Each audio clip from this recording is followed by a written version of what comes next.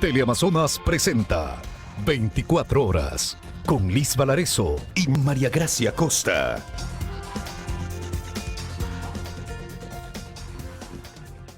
Ecuador podría regresar a los racionamientos de energía por la baja producción de electricidad local a causa de la falta de lluvias. Joana Ramos detalla que el país se enfrenta a uno de los peores estiajes en los últimos 6 años. La situación se complica. La generación de electricidad en las centrales hidroeléctricas del país cayó un 22% entre el 1 y el 20 de diciembre, comparado con el mismo periodo de 2021. Según un informe del operador de energía SENACE, al que Primicias tuvo acceso, Ecuador aumentó la producción en sus centrales hidroeléctricas y la importación de energía desde Colombia para cubrir la demanda local. La razón, el peor estiaje en 6 años. O en otras palabras, no hay lluvias suficientes y el nivel del caudal en las centrales está por debajo de los rangos sugeridos. Para Iván Rodríguez, exministro de Electricidad, llegar a este punto se resume en la falta de gestión. No se ha invertido en plantas térmicas. En Guayaquil existen más de 1000 megavatios de plantas térmicas fuera de servicio. Si esas plantas térmicas estuvieran trabajando, no habría esta preocupación. Entre el 1 y el 20 de diciembre, Ecuador cubrió el 75% de su demanda de electricidad con hidroelectricidad. Hasta el 20 de diciembre, la demanda acumulada de energía era de 28.000 gigavatios hora. La importación de Colombia está al máximo para cubrir la actual demanda. El gobierno compró 5.255 megavatios por hora de los 5.530 que nos puede vender. Según el informe del Operador Nacional de Electricidad, el escenario será complejo porque el fuerte estiaje se extiende en 2023, que hay bajas reservas de energía en los periodos secos en las cuencas orientales y mayor probabilidad de riesgo de déficit de electricidad en 2023 y 2024. Son otras conclusiones. Claro, es posible, o sea, si sigue el poco caudal y la demanda aumenta, y no se hace nada con las plantas térmicas porque a estas alturas es hasta extemporáneo, obviamente existe el escenario de posibles racionamientos. Dadas las actuales condiciones, la holding estatal de electricidad SELEC puso en marcha un plan de mantenimiento urgente de las centrales termoeléctricas. Asesoras jurídicas del presidente Guillermo Lasso explicaron los anexos de las preguntas de la consulta popular. Aseguran que fueron formuladas para luchar contra el crimen transnacional y para mejorar la institucionalidad. Les he preparado un informe. A la hora de votar por las 8 preguntas del referendo del presidente Guillermo Lasso, usted también podrá revisar los anexos que las acompañan y que este jueves explicaron 2 asesoras jurídicas del primer mandatario, haciendo especial énfasis en la extradición de criminales e inclusive también quienes entorpezcan la lucha. No nos olvidemos que uno de los delitos es la corrupción, que puede ser transnacional. Y si es que ese juez, como creo que todos podríamos inferir, está vinculado al narco, puede ser extraditado. Y no solo el juez, sino que las cabecillas de las bandas delictivas, a quienes les liberó. Es por eso es que la extradición es una herramienta tan poderosa. El crimen organizado transnacional tiene ramas en todos los puntos del Estado. No solo se quedan en delinquir comúnmente, sino también entran y buscan espacios de poder. Dicen que el narco está también presente en la clase política. Este es un paso para hacer más efectivo nuestra lucha contra el crimen organizado, pero se podría extraditar a Italia, a España, es decir, con todos los países con quien nosotros tenemos este acuerdo. Además, se refirieron a los anexos de las preguntas que buscarían corregir la actual falta de institucionalidad que tiene el país. Pero lo que sí hay evidencia real es que mientras más representativa sea la Asamblea Nacional, mejores leyes. Entonces, lo que busca esta pregunta es darle un golpe mortal, básicamente, al Consejo de Participación Ciudadana. Sobre la pregunta 7, ellas aseguran que buscaría darle más control al Estado para evitar la minería ilegal. El Estado central va a poder realmente protegerlas y va a evitarse la vulnerabilidad que actualmente existe con la minería ilegal, lo cual, al haber menos minería ilegal, esperamos que haya más minería responsable. La minería ilegal es aquella que muchas veces es tan terrible para el Estado. El presidente Lasso impulsa esta consulta, mientras otros temas que no pudieron estar en la papeleta deberán pasar por tratamiento legislativo. Las bancadas legislativas de la Izquierda Democrática y Pachacutic no han superado las divisiones internas y ahora estas se profundizan, pues sostienen que las acciones de varios asambleístas serán revisadas en los comités de éticas de sus partidos. Andrea Samaniego informa. La izquierda democrática sigue dividida. El comunicado y las ausencias en las sesiones plenarias del domingo corresponden a 8 legisladores que ahora son parte de la mayoría correísta. Dalton Basigalupo los llama los indisciplinados. Así que esto es cuestión de tiempo, pero los indisciplinados serán llamados al Consejo de Ética y Disciplina de Izquierda Democrática. ¿Qué ganamos nosotros con gente disciplinada en el bloque que está provocando una seria desimagen institucional de Izquierda Democrática? Dice además que su actitud se debe a que Virgilio Saquicela los está reuniendo. Que él aspira a continuar al frente del Parlamento ecuatoriano y estaría cooptando a asambleístas de diferentes bancadas para efectos de consolidar una bancada, llamemos saquicelista, al interior de la Asamblea Nacional. Pero eso pasa también en Pachacutic, aunque señalan que son solo 3 los que participan de esta nueva mayoría, liderada por UNES y el PSC. Mireya Pazmiño es ella y tal vez el compañero Peter Calo y Salvador Maita. Que se vayan nomás, pues que les vaya bonito, bien les ha de ir por ahí. Ruiz sostiene que el supuesto intento de golpe de Estado blando no tiene justificación, pues dice que los legisladores están llamados a cumplir la ley, en la que se señala deben acatar un fallo judicial. Ahora, que ellos estén desesperados por llevarse el Consejo de Participación Ciudadana para nombrar contralor fiscal, miembros del Consejo Nacional Electoral, de ellos, como toda la vida estuvieron acostumbrados los socialcristianos y los UNES, y que no puedan y que esa sea la pelea. Mientras tanto, la nueva mayoría sigue con acciones en contra del fallo del juez Lindao y se mantienen en no cumplir con la sentencia. Hasta el momento son 82 asambleístas que tienen el control del Parlamento. Constitucionalistas identifican a recientes resoluciones de la Corte Constitucional como las responsables de motivar algunas llamativas decisiones de jueces que han liberado a sentenciados. Según los expertos, una de ellas puede abrirle la puerta a miles de presos. Diana Monroy informa que uno de los favorecidos fue Daniel Salcedo. No fue solo la decisión de un juez lo que le permitió recuperar la libertad a Daniel Salcedo. Fue realmente esta sentencia de la Corte Constitucional de noviembre del 2021 la que garantizó su salida. Su defensa adujo que la prisión preventiva en su contra había caducado pese a que él ya había sido sentenciado. Según esta resolución de la Corte Constitucional, la prisión preventiva solo caduca cuando hay una sentencia ejecutoriada. Lo triste es que el plazo para que caduque la prisión preventiva es de 1 año, pero el tiempo que tarda en llegar una sentencia condenatoria ejecutoriada es de más de 2 años en el mejor de los casos. El gran problema es que usted sabe cuánto se demoran los procesos penales en Ecuador, es decir, de la investigación previa hasta la formulación de cargos, lo que abre la instrucción fiscal. En eso nomás se demora 1 año, 2 años. Quiere decir que entonces toda la población carcelaria del país debería salir. La gran mayoría de personas que están en la cárcel no tiene una sentencia condenatoria ejecutoriada.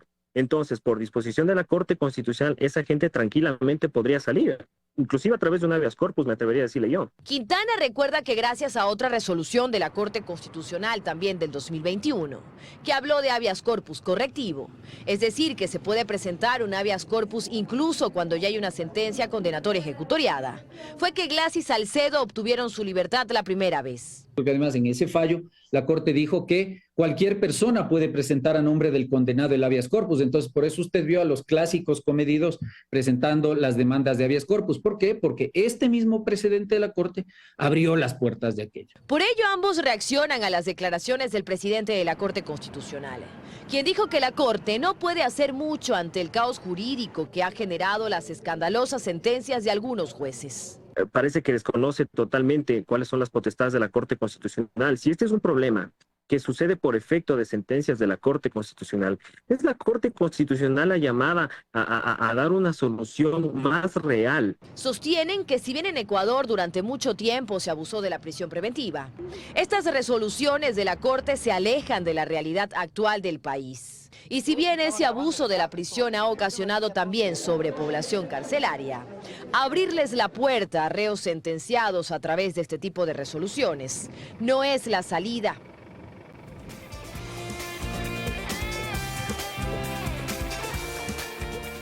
estamos de regreso con más información. Por el delito de conspiración para lavar activos, la justicia estadounidense sentenció al exdirector de riesgos del ISPOL, John Luzuriaga. Carlos Acoto nos cuenta que Luzuriaga admitió haber recibido millonarios sobornos de Jorge el Mago Cherres, sobre quien pesa una orden de difusión roja de Interpol. Entre 2014 y 2019 fue director de riesgos del Instituto de Seguridad Social de la Policía ISPOL. Durante esos años, John Luzuriaga recibió sobornos de parte de Jorge Cherres, a cambio de viabilizar contratos de inversiones que hoy se saben fraudulentas. Cherres puso en manos de Luzuriaga 1,3 millones de dólares para aprobar dichos contratos con los recursos que debía cuidar. Según el Departamento de Justicia de Estados Unidos, Luzuriaga recibió $419,000 en cheques a su nombre, $663,000 en cheques a nombre de familiares y una tarjeta de débito en la que gastó y retiró un total de $313,000. Luzuriaga lo confesó todo y admitió su culpa. La jueza Caitlin Williams de la Corte del Distrito Sur de la Florida lo sentenció este miércoles a 4 años y 10 meses de cárcel por el delito de conspiración para lavar activos. Una vez que concluya ese tiempo, el exdirector de riesgos del ISPOL permanecerá bajo supervisión de las autoridades estadounidenses por otros 3 años. No es la única sentencia que en ese país se ha dictaminado en el caso ISPOL. Luis Álvarez Villamar ha empezado ya a cumplir su condena de 2 años de prisión.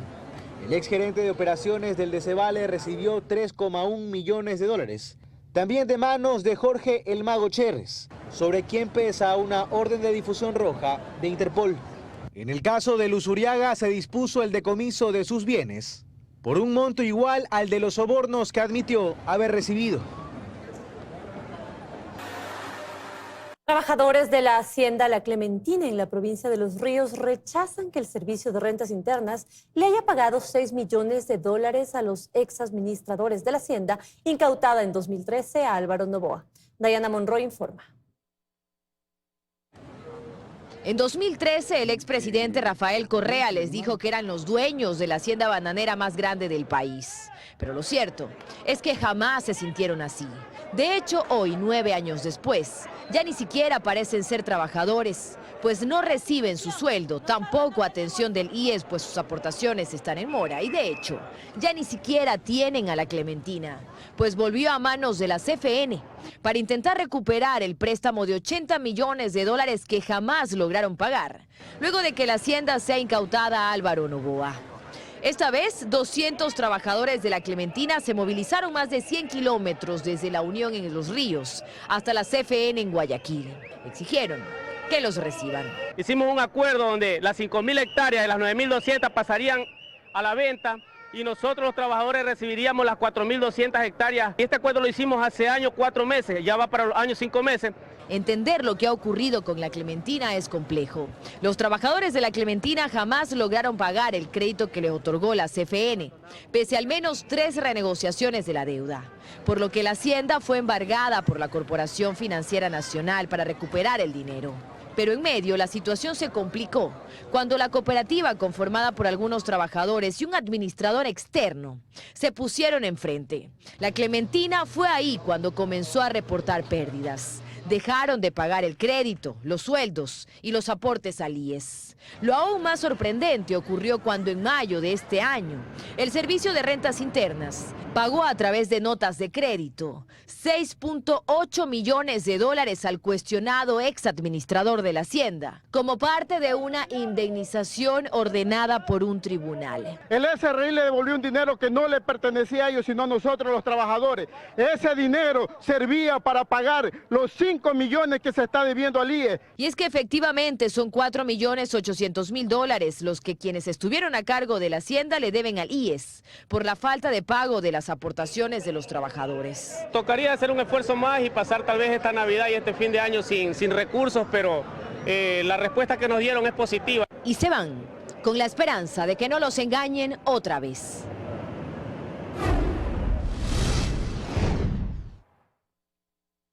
Tres estaciones del Metro de Quito se abrieron este jueves para que la gente conozca el funcionamiento de este nuevo sistema de transporte que tiene previsto operar desde marzo del próximo año. Paul Cuello nos cuenta más desde la estación La Carolina. Hola, Paul. Compañeras, gracias. Amigos, ¿qué tal? Buenas tardes. Así es, este jueves se realizaron los primeros recorridos guiados en 3 estaciones del metro de Quito, en estación de La Carolina, en estación de La Magdalena y en estación de la Cardenal de la Torre. Contarles que desde muy temprano también varias entidades de control y de seguridad empezaron a ejecutar operativos tanto en la superficie como acá en la parte subterránea. Nosotros les hemos preparado un reportaje sobre este tema. Veamos. Este jueves se realizaron los primeros recorridos guiados por el metro de Quito en 3 estaciones. A las 7:30 de la mañana, por ejemplo, ya pudimos ver al primer grupo de personas que ingresó a conocer las instalaciones de la estación de La Carolina. Está lindo y mire, ya hemos visto hasta cómo funciona el tren. Está muy bonito, o sea, parece que sí se va a hacer realidad.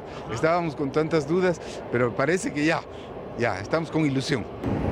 Y las dudas justamente fueron resueltas por los guías del metro, quienes les explicaron a los ciudadanos de la importancia de realizar la operación de forma paulatina. Pienso que el proceso es el adecuado, ¿no? Que paulatinamente vayamos conociendo para que no exista aquí un colapso de gente y cuando ya el sistema empiece a operar, ya estemos bastante entendidos la mayoría de gente, ¿no? Pero así también después de recibir la inducción, se generaron otras dudas de problemáticas que atraviesa la ciudad. Lo único que me preocupa es el tema de la seguridad, porque sabemos que nuestra ciudad está muy peligrosa. Sobre este tema, mencionar que varias entidades de seguridad y control del municipio y del gobierno están recibiendo capacitación para ejecutar los operativos en este nuevo sistema de transporte. Por cuanto el cuerpo de agentes de control con sus unidades especializadas ya han recibido las debidas capacitaciones y estamos listos y preparados para cualquier inconveniente solventar en este instante. Y es que es importante conocer además de que la ciudad está dando un paso importante a la modernización. Por ejemplo, el ingreso a las estaciones se realizará a través de una tarjeta magnética.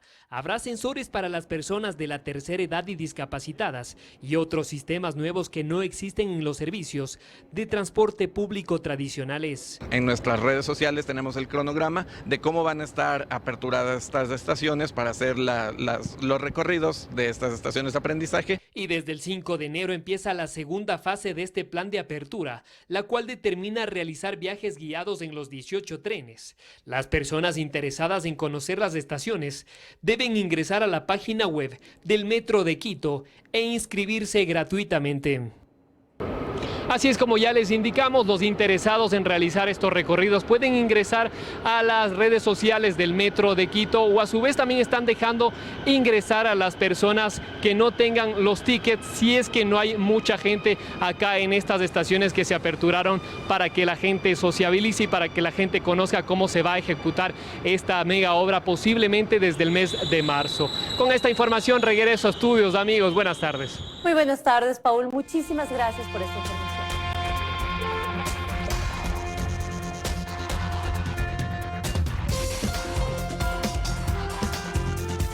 Más noticias, el delito de extorsión en 2022 se incrementó bajo la modalidad de las denominadas vacunas. Según la policía, en este año se registraron más de 4.000 denuncias, por lo que inició una campaña para combatir este delito. Karen Aro, desde el norte de Quito, nos cuenta los detalles. Karen, muy buenas tardes, te escuchamos. Adelante, por favor. Hola compañeras en estudios, amigos televidentes en casa, buenas tardes. Así es, frente al incremento del número de casos de delito de extorsión, la Policía Nacional pone en marcha una campaña que pretende frenar a este delito. Según la misma institución, se han receptado más de 4.000 denuncias en lo que va de este año. En el siguiente reportaje les cuento todos los detalles. Llamadas, mensajes, panfletos o visitas amenazantes son los mecanismos que usan organizaciones delictivas para cobrar las denominadas vacunas. Las principales víctimas, dueños de locales comerciales, propietarios de buses, carros particulares e incluso padres de familia que llevan a sus hijos a las escuelas. Es un delito que se ha expandido con rapidez, por ello la policía pone en marcha la campaña Di alto a la extorsión. El delito de la extorsión ha pasado de los conceptos esenciales del delincuente común a un concepto de delito sistemático y de oportunidad utilizado por las estructuras criminales como método de financiamiento. Según la Policía Nacional, en el 2022 se han registrado 4.523 denuncias por extorsión. En operativos ejecutados se ha logrado detener a 321 personas, entre ecuatorianos y ciudadanos de otras nacionalidades. Además, se han logrado resolver 1.105 casos. Según la misma institución, las llamadas vacunas han ganado espacio principalmente en las provincias de Esmeraldas, Los Ríos y El Oro. No olvidemos que hay una gran cantidad de personas que no denuncia porque tiene miedo, y un miedo entendible, porque no quiere revelar su identidad. La campaña busca incentivar a que las víctimas denuncien. Para eso, la policía habilitó estos dos canales, el 1-800 delito opción 1 y el 1-800 extorsión. Su identidad estará bajo resguardo. Y para difundir la información se han aliado con la Cámara de Industrias y la Producción. Esto implica el distribuir folletos informativos a más de 7.000 tiendas del país. Además, 74 uniformados especializados en el delito de extorsión se suman a la UNACE para reforzar el trabajo en contra de este flagelo que ha ganado espacio en el país. Para finalizar, nada más insistir en los canales de denuncia a la ciudadanía. 1-800 de extorsión, este nuevo canal que ha sido creado por la Policía Nacional y que resguarda su identidad. Es la información a esta hora. Continúan ustedes. Que tengan una buena tarde. Igual tú, Karen. Gracias por ese reporte. Que tengas una buena tarde. Y la Policía Nacional decomisó en la provincia del Guayas 1 tonelada de cocaína que iba camuflada en un tanquero. El cargamento fue detectado en el compartimento del vehículo, donde se contabilizaron 1.000 paquetes con el alcaloide. Los bloques estaban con una envoltura negra e iniciales J777, códigos usados por bandas del narcotráfico para identificar sus envíos.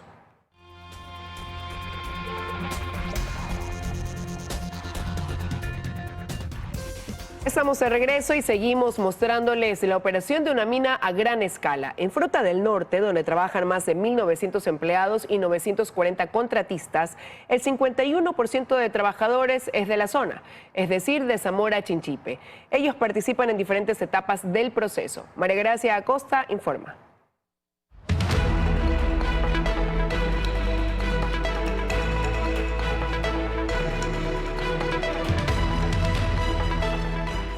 Es un campamento que tiene los estándares de aquellos de minas a gran escala que hemos podido conocer en países como Canadá.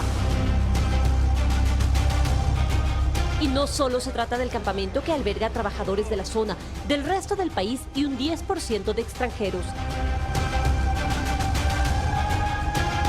También el cuidado ambiental responde a parámetros internacionales exigentes y a la normativa ecuatoriana.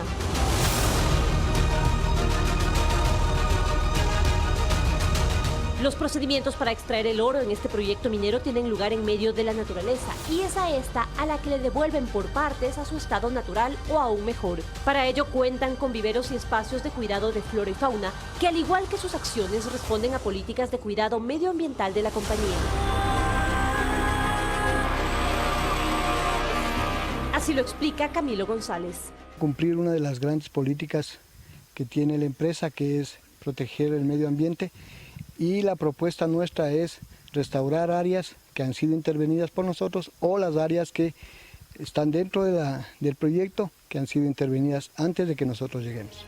Y al igual que lo hacen rescatando especies, hasta una magnolia de la zona que estaba en peligro grave de extinción fue recuperada. Tenemos la magnolia yanzazana, que su nombre viene del cantón Yanzaza, porque el primer registro se lo hizo en este cantón y es del proyecto porque también su primer registro se hizo en los estudios dentro de FDN, de Fruta del Norte. En este momento hay un mayor número de registros en el mismo bosque, estamos llegando a 200. El mismo cuidado mantienen con los desechos generados y especialmente tienen mucho control en la planta de procesamiento. Después de que el material es sacado de la mina, se lo deposita según criterios geológicos, respetando procedencia y ley. Este primero pasa por una etapa de molienda y después es llevado a molinos, el SAG y el de bolas. Aquí se reduce completamente el material para las próximas etapas, en las que lo vuelven polvo mineralizado mediante procesos físicos, químicos y mecánicos. El 20% de oro se obtiene en la gravimetría, el 60% en la flotación y el 10% en la lixiviación.